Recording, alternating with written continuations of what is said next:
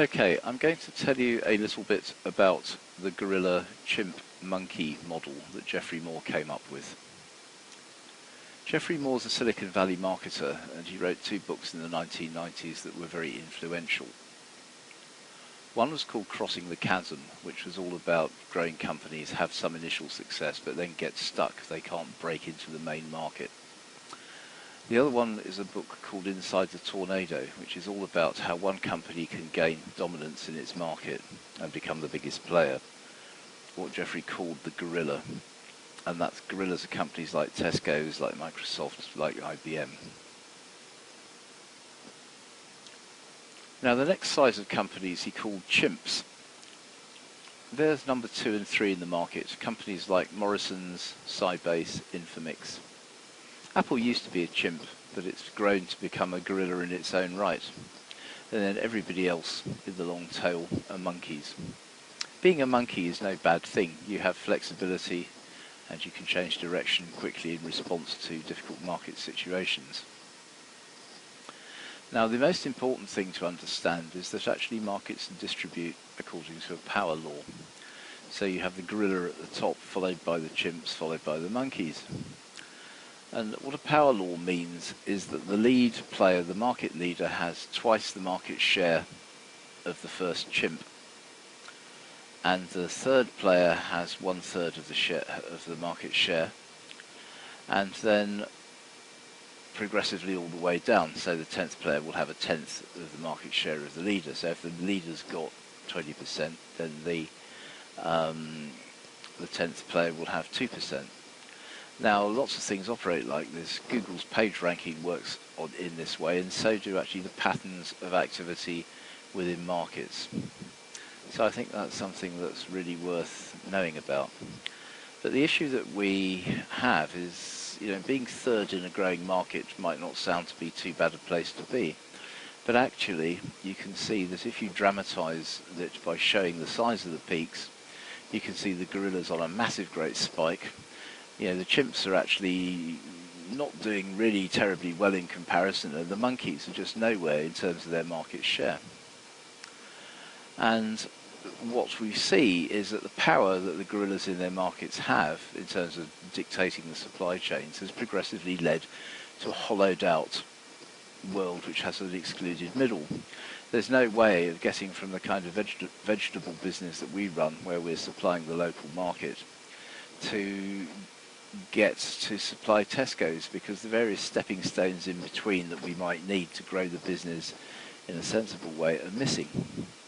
And you have to choose really which world you want to play in. In the monkeys world, the rewards are smaller, but they're achievable.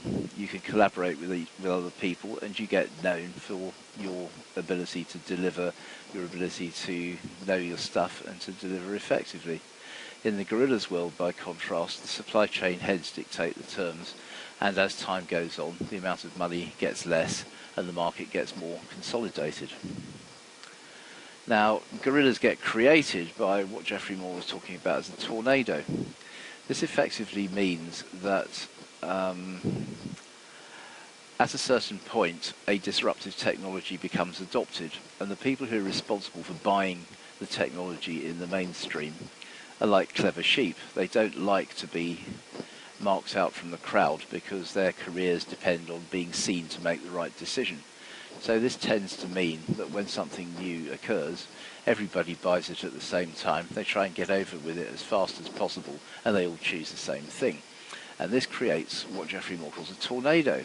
And during a tornado, this is the point at which a de facto market standard arrives, whether it's sort of Microsoft in Office products, or the IBM PC architecture, or the whole sort of Betamax versus VHS scenario, which is a textbook of marketing.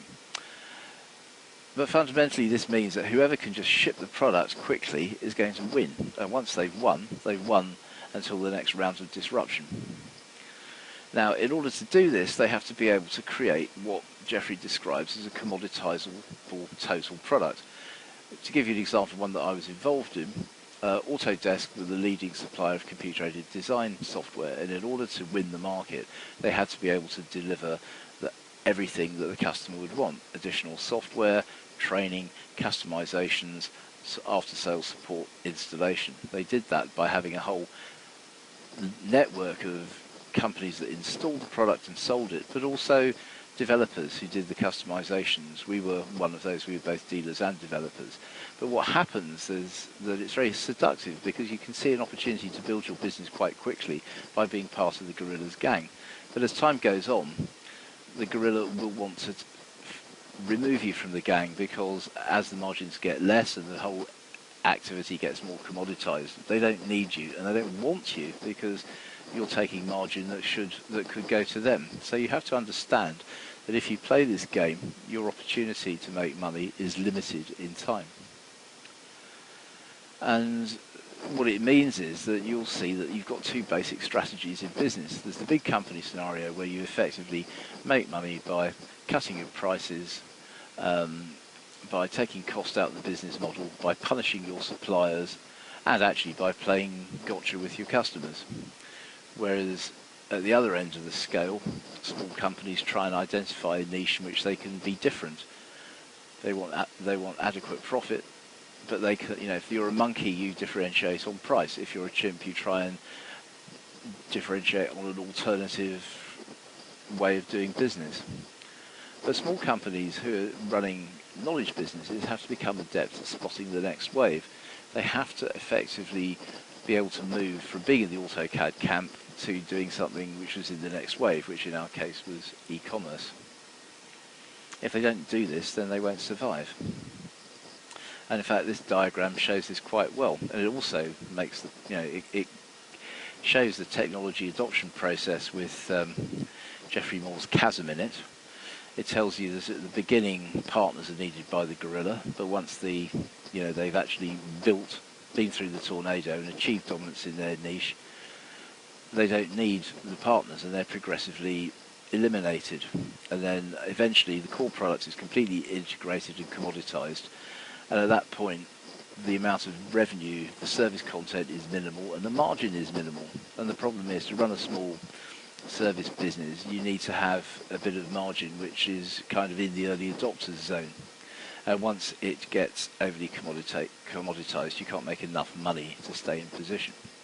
Interestingly enough, though, as the chart shows, that at the end of the day, when the next wave of disruptive technology has come through and everybody else has moved on apart from a few laggards, there is money to be made. As you can see, the service content goes up in supplying the people who haven't moved on, and to become the last man standing in the market.